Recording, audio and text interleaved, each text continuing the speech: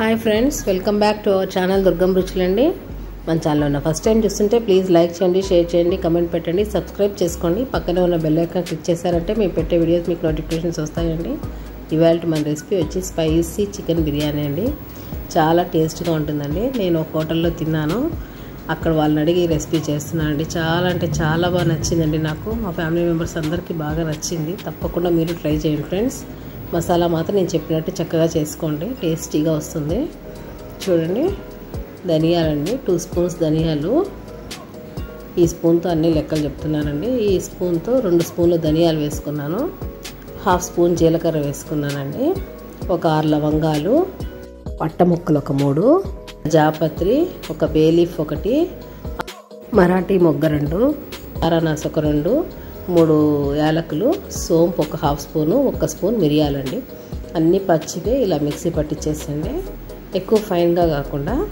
చూడండి, అదే జార్లో కొద్దిగా అల్లము, 4 పచ్చిమిర్చి, కొద్దిగా వెల్లుల్లి, కొద్దిగా ఉల్లిపాయలండి, పెద్ద ఉల్లిపాయ ఒకటి వేసాను తరిగి. ఇందులోకి కొద్దిగా కొత్తిమీర పెడుతున్నాను. అన్నీ కలిపి కొంచెం కచ్చాపచ్చాగా పేస్ట్ చేసుకున్నామండి. ఇది మసాలా చూడండి, ఇలా చేసుకొని ఇప్పుడు డైరెక్ట్గా పాన్ పెట్టుకుందామండి. స్టవ్ పైన ఆయిల్ వేసుకొని ఇప్పుడు మసాలా చేసుకున్న ఉల్లిపాయ పేస్ట్ అది వేసేస్తున్నాను. వేసి బాగా కలిపేసేయండి. కొంచెం పచ్చివాసన పోయేంతవరకు ఉంచి చూడండి, ఆయిల్ పైకి వచ్చిన తర్వాత ఇప్పుడు మనము పొడిగట్టు ఉంచుకున్న మసాలా పౌడర్ వేసేద్దామండి. అది కూడా వేసి బాగా కలిపేసేయండి. ఇప్పుడు ఇందులోకి పసుపు కొద్దిగా వేస్తున్నాను, కారం అండి, 2 స్పూన్లు కారం వేసుకోండి, మీ టేస్ట్కి తగ్గట్టు వేసుకోండి కారపొడి. ఇందులోకి ఆల్రెడీ 4 పచ్చిమిరపకాయలు వేసున్నాను, 1 స్పూన్ మిరియాలు వేసానండి, దానికి తగ్గట్టు వేసుకోండి. వేసి ఒకసారి కలిపేసి ఇందులోకి రుచికి తగ్గట్టు సాల్ట్ వేసేస్తున్నాను. వేసి ఒకసారి కలిపేసేయండి. కలిపేసిన తర్వాత ఇప్పుడు మనం క్లీన్ చేసి ఉంచుకున్న విత్ బోన్స్ ఉండే చికెను అది వేసేసుకోండి. బోన్స్తో చేసుకుంటేనే బాగుంటుందండి. వేసి అంతా ఒకసారి పట్టించేసేయండి ముక్కలకి. ఇప్పుడు ఇందులోకి 1 కప్పు పెరుగు వేస్తున్నానండి. వేసి ఒకసారి కలిపేసేయండి. ముక్కలకి పెరుగు మసాలాలు అంతా బాగా పట్టేయాలండి. బాగా ఆయిల్ పైకి వచ్చేంత వరకు ఉంచి తరువాత మన మామూలు రైసేనండి, సోనా మసూర నానబెట్టి ఉంచుకున్నాను ఒక 1/2 అవర్. ఆ బియ్యం వేసి బాగుంటుందండి.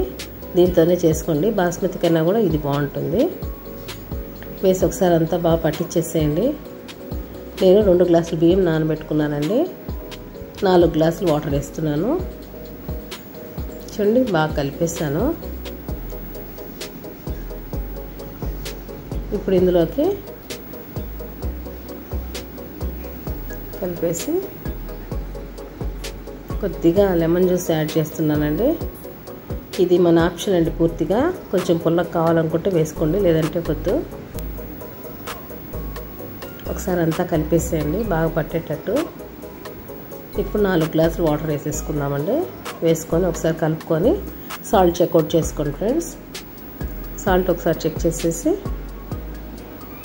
పైనుండి కొద్దిగా కొత్తిమీర వేసేస్తున్నాము. వేసేసి మూత పెట్టేసేయండి. 2 విజిల్స్ పెట్టారండి. ప్రెషర్ పోయాక చూడండి, ఓపెన్ చేస్తే ఎలా ఉందో.